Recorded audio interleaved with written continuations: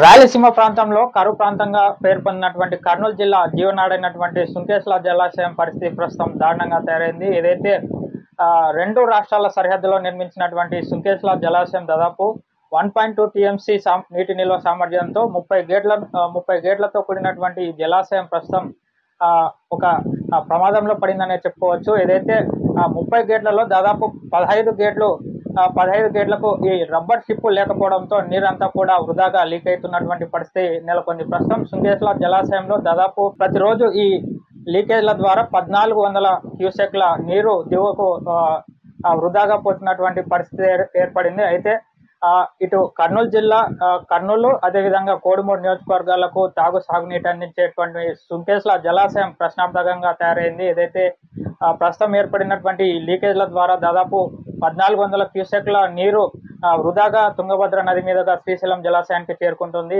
ఈ రకంగా ప్రతిరోజు కూడా 1400 క్యూసెక్ల నీరు మాత్రం వృధాగా పోతే ఖచ్చితంగా భవిష్యత్తులో తాగునీటి ఎడది ఏర్పడనుంది. ఈ రకంగా సుంకేశ్వర జలాశయానికి సంబంధించినటువంటి గేట్ల మరమ్మతులు గత ప్రభుత్వం పూర్తిగా విస్మరించడంతో గేట్లకు సంబంధించినటువంటి లీకేజ్ల ద్వారా నీరు వృధాగా పోతున్నటువంటి పరిస్థితి అయితే ఏర్పడింది. అయితే గత ప్రభుత్వ హయాంలో పూర్తిగా ఈ సుంకేశ్వర జలాశయానికి సంబంధించి ఎలాంటి నిధులు కేటాయించకపోవడంతో దీనికి సంబంధించినటువంటి మరమ్మతుల పనులు కూడా పెండింగ్ లో పడిపోయి ఉన్నాయి. అయితే కనీసం గేట్లకు సంబంధించినటువంటి గ్రీజింగ్ కానీ అదేవిధంగా దానికి సంబంధించినటువంటి తుప్పు పడిన చోట రెడ్ ఆక్సైడ్ లేదా పెయింటింగ్ ఇట్లాంటి పనులు కూడా చేయకపోవడంతో గేట్లు కూడా కాస్త తుప్పు పట్టినటువంటి పరిస్థితి ఏర్పడింది. దాదాపు 30% మేర పూర్తిగా తుప్పు పట్టి ఆ గేట్లు కూడా కొంతమేర డ్యామేజ్ అయినటువంటి పరిస్థితి అయితే నెలకొంది. అయితే ఇటీవల దీనికి సంబంధించి రబ్బర్ షిప్లు కూడా పూర్తిగా ఇదైపోవడంతో దాదాపు రోజుకు 1400 క్యూసెక్ల నీరైతే వృధాగా పోతున్నటువంటి పరిస్థితి అయితే ఏర్పడింది.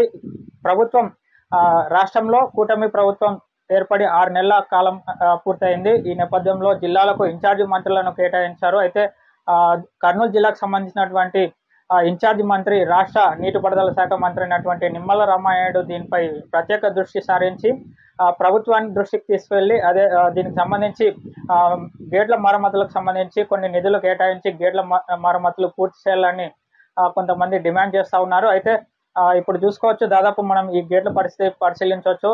దాదాపు సుంకేశ్వర జలాశయానికి ఉన్నటువంటి 30 గేట్లలో 15 గేట్లు లీకేజ్ ద్వారా నీళ్ళంతా కూడా వృధాగా తుంగభద్ర నది మీదుగా శ్రీశైలం జలాశయానికి చేరుకుంటున్నాయి. ఈ రకంగా నీళ్ళంతా వృధాగా పోతే మాత్రం ఒక జనవరి ఫిబ్రవరిలో ఈ డ్యామ్ లో పూర్తి స్థాయి నీటి నిల్వలు తగ్గిపోయి డ్యామ్ పూర్తిగా ఖాళీ అయ్యే పరిస్థితి ఏర్పడుతుంది. ఈ రకంగా ఖాళీ అయితే మాత్రం భవిష్యత్తులో ఎండాకాలం వేసవి కాలంలో కర్నూలు జిల్లాతో పాటు కోడుమూరు తదితర ప్రాంతాలు ఏదైతే ఈ జలాశయంపై ఆధారపడినటువంటి ప్రాంతాలన్నీ కూడా తీవ్ర నీటి ఎద్దడితో ఇబ్బందులు ఎదుర్కొనే పరిస్థితి ఏర్పడింది. అయితే ఇప్పటికైనా ప్రభుత్వం దీనిపై దృష్టి సారించి ఖచ్చితంగా నిధులు కేటాయించి ఈ మరమ్మతుల పనులు పూర్తి చేయాలంటూ కూడా పలువురు డిమాండ్ చేస్తూ ఉన్నారు. ఇది ప్రస్తుతం సుంకేశ్వర జలాశయం వద్ద తాజా పరిస్థితి.